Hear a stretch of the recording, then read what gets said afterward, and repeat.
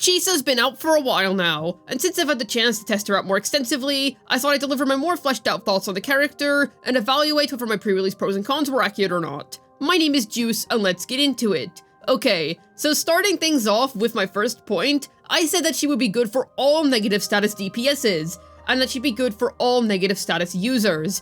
Okay, this was just wrong. Now, in a sense, it is correct. She is a character that was designed to work with all DPSs who can apply negative statuses. Now, that might sound like, okay, yes, she works with every negative status DPS, but there's actually a very important detail here. Zani cannot do that. So because of that, she doesn't fully benefit from Chisa's signature weapon, which offers attribute damage bonus to DPSs that can apply negative statuses, which once again Zani cannot do. But free teammates, such as Spectra Rover, are stronger than Chisa in Zani teams. So, in Zani's particular case, Chisa is not actually that good. She can work as a third slot teammate, but she is not actually going to be your most efficient bet. For Cardathea teams, absolutely. And I think that going forward, Chisa's only going to gain more value, considering that likely, negative status DPSs are going to be designed with Chisa in mind, and the next negative status DPS is heavily going to benefit from Chisa. However, not only should you not pull a character based on their future value because they're likely just going to get a rerun whenever they gain that new value, but she is basically only really good for Cardathea at the minute. She's able to increase the air erosion cap like Air Rover. However, another thing is that Chisa's only better with Air Rover if you have Chisa's signature weapon, which admittedly has amazing supportive capabilities for Cardathea's team, but otherwise, she once again just kinda ends up being an awkward side grade, or downgrade even, to a free character, that being Rover. So unfortunately, while she is indeed technically good for all types of negative status despite being a Havoc Bane character, as she was designed with being able to support every type of negative status in mind, just know that in practical use, this doesn't apply to Zani because of how Zani was designed, but I believe that going forward, most negative status DPSs are likely to be designed like Cardathea.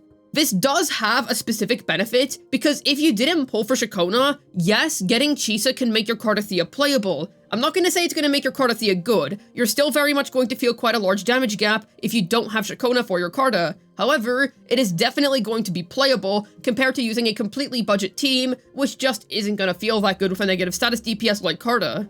So technically, yes, she is a good investment in that sense, but I would say wait until we get more negative status DPSs, so that then Chisa can gain new value, because like I said, Kuro always reruns characters whenever they become relevant again.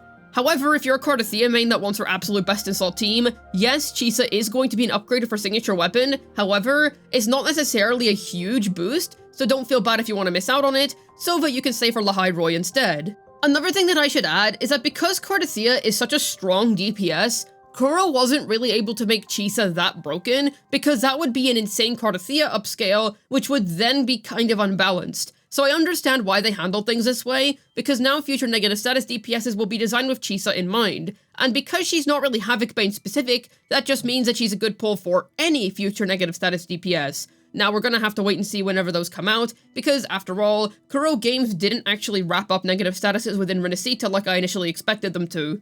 I honestly expect that it's going to take a few years until we get the full negative status roster, but either way, just know that Chisa for now, technically, she is good for all DPSs that can apply negative status, but we only have one DPS that is truly able to leverage that at the moment, and with Zani, literally just use the free option instead.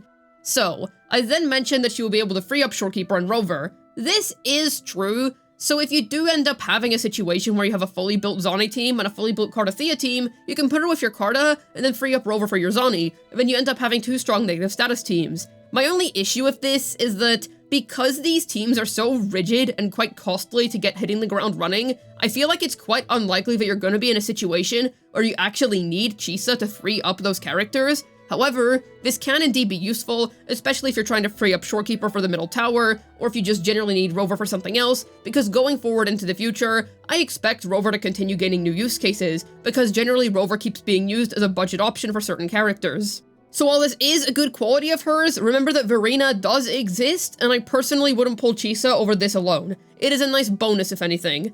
I also mentioned that Chisa would have some personal damage. yeah, she has some decent personal damage. It's definitely not the reason that you should be pulling for her. It's more just a nice additional thing that she can do. It's also certainly not Brant or Yuno levels of personal damage, but either way, it just adds a bit more value to your kit overall, because she's not only going to be buffing, she's also able to apply Havoc Bane, which is nice. She also has a little bit of grouping, and yes, this did end up being perfectly fine enough. I didn't really find it to have any major impact on my gameplay, but I believe that this is going to be quite useful in Whimpering Wastes, and all around, it's once again more just a nice additional thing that she's capable of doing. Definitely not something that you should be pulling her for. She's not some CC master. However, it's just something extra that she can do that you will consider to be pretty nice.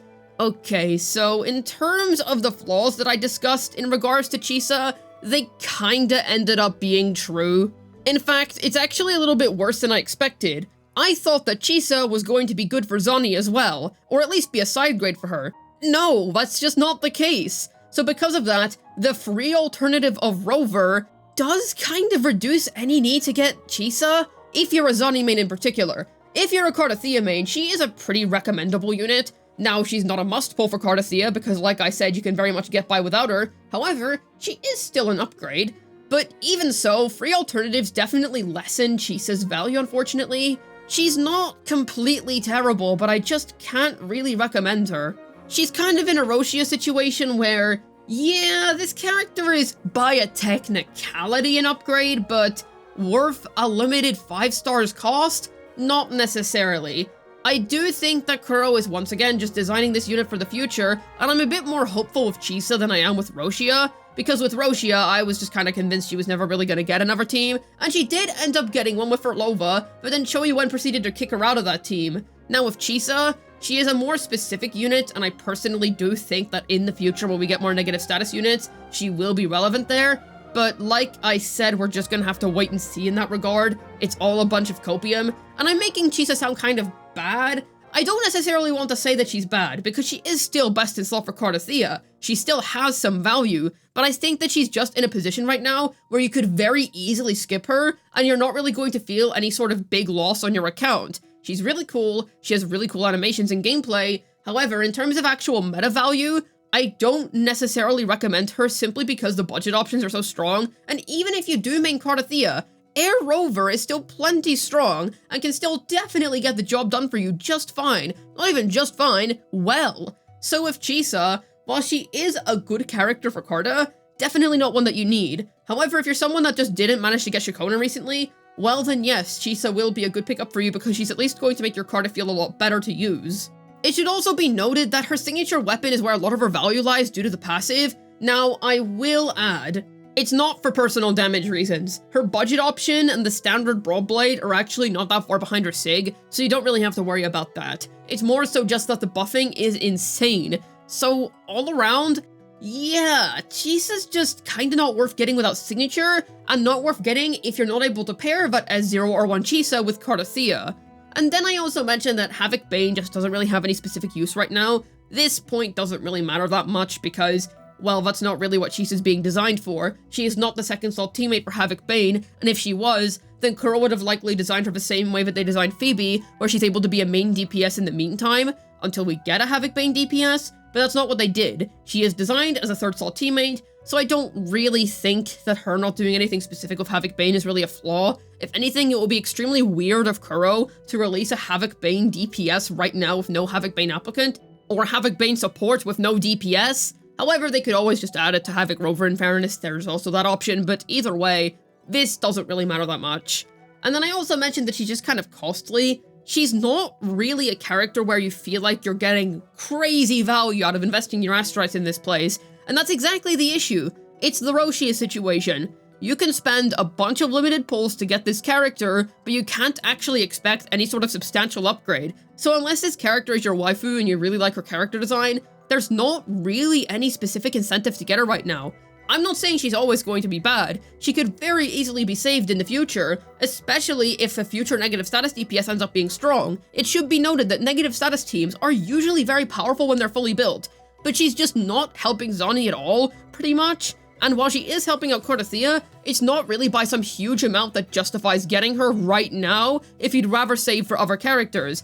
And if you want my final verdict on this character, Listen, if you're in a very comfortable position where you have a lot of resources, you have a ton of astrites, and you feel like you want that Cardathea upgrade, fine.